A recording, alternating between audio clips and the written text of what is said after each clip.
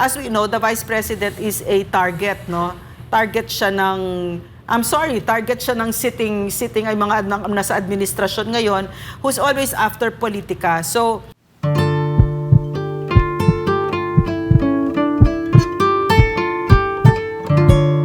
nakikiisa kami sa inyo at ang buong bansa at ang buong gobyerno ay kasama ninyo dito. What is this in the photo right now, no, in the video that is from the Office of the Vice President? Am I correct ba? Yes, this is from the Office of the Vice President na nagbibigay ng ayuda. Because, Mark, no, baka lingid sa kaalaman ng ating mga kababayan, as soon as the Vice President sat in office, kakaiba siya kasi agad-agad she hit the ground running. Number one, she established satellite offices all over the country na merong disaster, na nasasagot sa mga disaster relief at saka yung mga special na mga sakuna. Like for instance, pag kailangan mo ng panglibing, pag may sakit ka, no? So tinutugunan ito ng Office of the Vice President natin, no? And we want to talk about this because it's an all hands on deck situation right now, no? All over the country, maraming nasalanta sa ating mga kapatid na Pilipino. Okay, Mark, yeah. I'm going to read the statement. I think, contrary to what is being portrayed now in media, ang Office of the Vice President po, gaya nga na sinabi ni Lorraine, handa na po bago pa man pumasok si Karina sa ating area of responsibility. And I think, Lorraine, kasama na yung na training ni Vice President from his dad, Yeah. Because in the previous administration, nakita naman natin how government was able to address itong mga issues like itong mga calamities. And ako, nakita ko personally, di ba? I mean, na-experience natin personally how during the Duterte administration, nakita natin na yung preparedness, yung anticipation, yung ganitong... Kasi alam naman natin ang Pilipinas typhoon prone. Yeah. Na alam naman natin po na... Pacific Ring of Fire tayo. Papasukin tayo ng bagyo. In 1 year, mahina po siguro ang 5-10 bagyo na papasok sa atin. And alam ng Duterte administration yon. So, inano na yan yung Pangulong Duterte noon na in-inculcate na yan sa mindset. Mark, one of the priorities of the former president that we were hoping, no, because he promised it, that the president, Bongbong Marcos, the one who won, would continue it. No? Kasi that was one of the most, dito sa sparkling accomplishment, no, yung disaster relief and management. No? Yes, yung disaster management. And so kaya nga yung OBP, nakita naman natin. And even though ang OBP hindi rin yan mahilig sa, hindi yan mahilig sa press release, hindi yan yung tipong naghahanda just because para pampaprop up ng image ng ating Vice President, no? Hindi yan. Makita nyo nga, tingnan nyo, OBP ang nakalagay, hindi Vice President Duterte or Vice President Sara, di ba?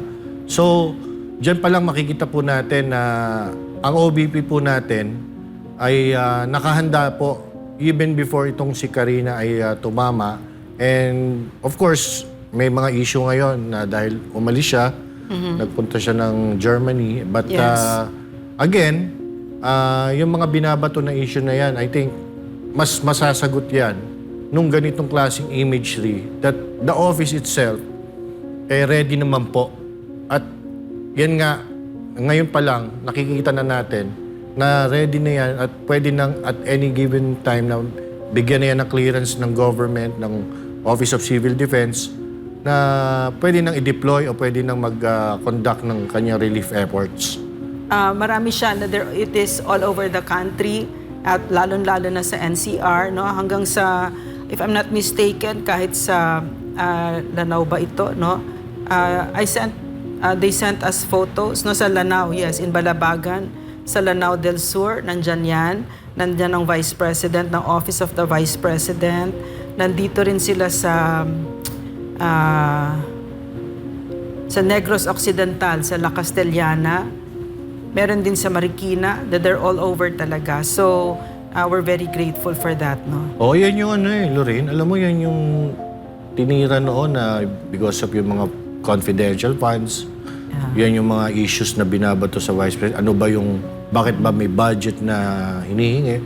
But as we can see, alam ng Vice President na kailangan itong mga to. And at the very least, di ba, yun ang kanyang gagawin as a public servant, that kailangan talaga ilabas ang public service to the people talaga. Yung madaling makukuha ng taong bayan, yung kinakailangan na tulong.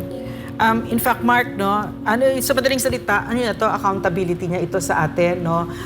Binigyan nila ako ng report, very very detailed siya kung ilan yung, for instance, no, for the summary of relief operations conducted by the disaster operations in Luzon by the satellite offices in Visayas during the second quarter. For instance, they say they served 5,344 families or 19,214 individuals, and the OVP distributed 5,344 relief bags, non-food items amounting to almost 5 million. So I have a very detailed binigay nila sa atin itong report na ito. In the second quarter, for instance, they say so meaning, no, that ito talaga dapat ang sagutin ng isang lingkod bayan sa atin, no.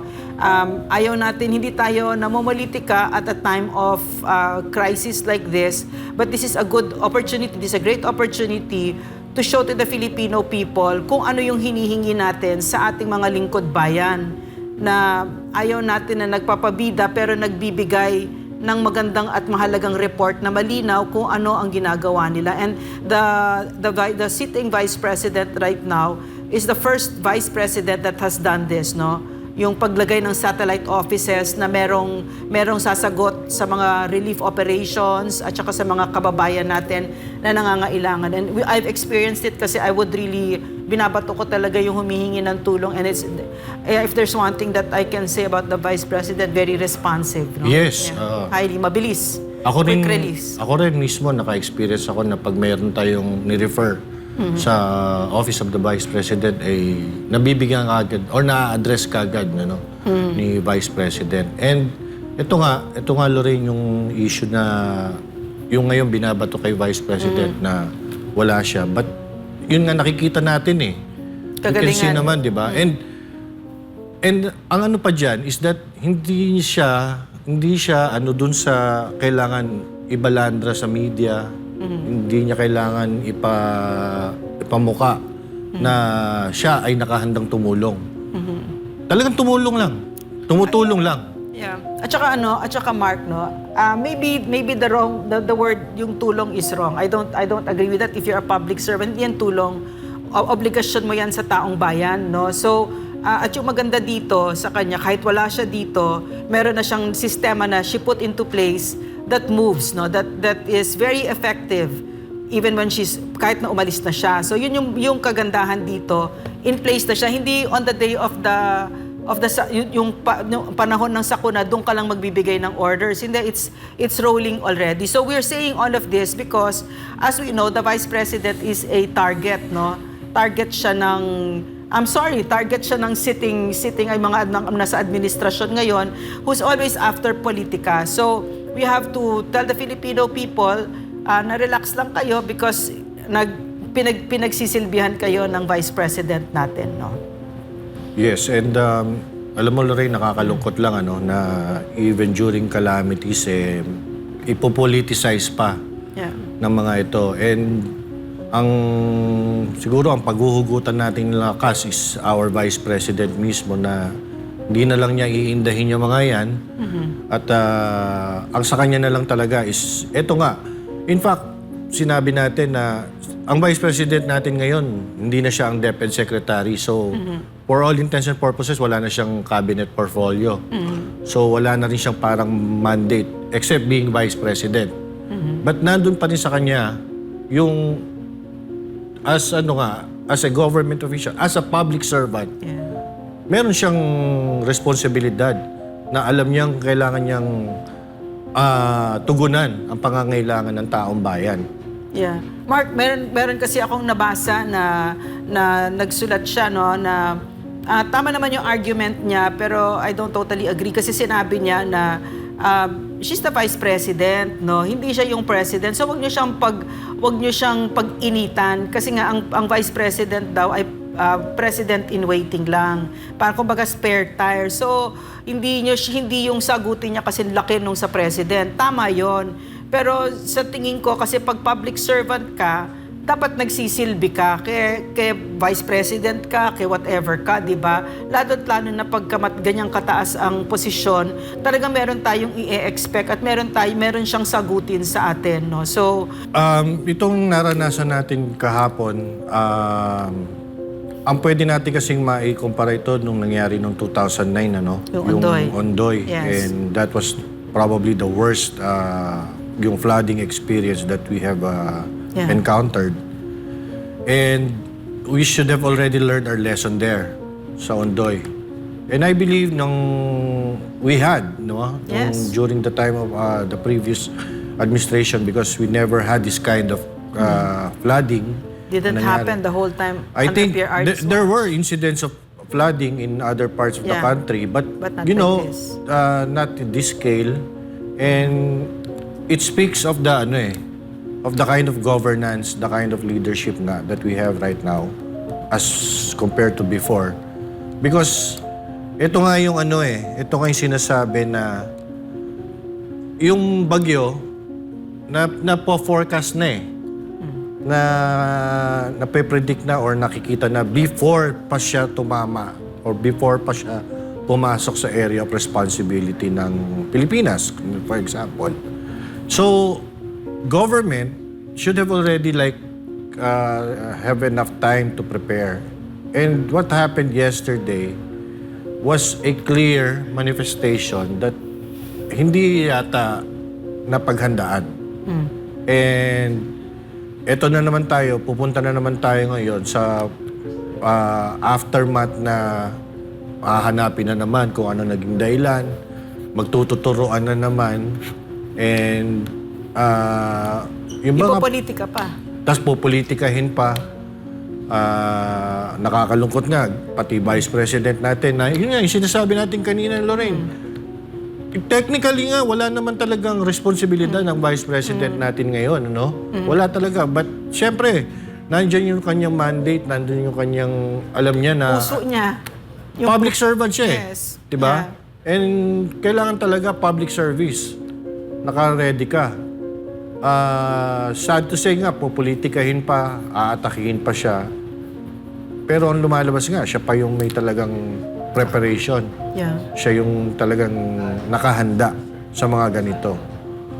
Alam mo Mark, no, natutunan ko kasi kay President Duterte, no, na kapag ka ikaw ay politiko, dapat mahal mong mahihirap, no? Kasi nga ang mahihirap, meron lang sila gobyerno. Lalong-lalo na nakikita mo yan kapag ka may ganitong disaster, no? Kasi kunyari sa amin, no, nangyari yung Ondoy sa amin. After a day, we were okay. No? Yeah. People came and they cleaned it up and we were okay. Okay na. No more, nothing anymore. But it's not like that sa mahihirap. Sa mahihirap, Mr. President, no, yung paglinis ng bahay nila, paano nila gagawin yon? Yung mga materials ng bahay nila, light materials yan. So yan, kailangan na naman nilang gobyerno dyan. Nagugutom sila, no? Kailangan tulungan sila ng gobyerno.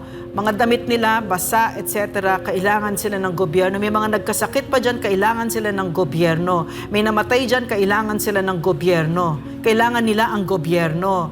So pagkawala ang gobyerno, ang ginagawa mo sa mahihirap, mas lalo silang nalulugmok sa kahirapan. So uutang sila.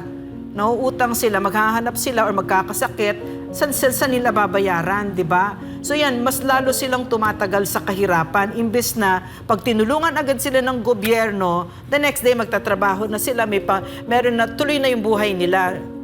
And not only that, yung mga nasa at the borderline of poverty, they slide into poverty. So government creates poverty, Mr. President, when all it does is gives us beautiful words and doesn't give us real public service. Yun yung problema namin sa'yo. Puro kasalita.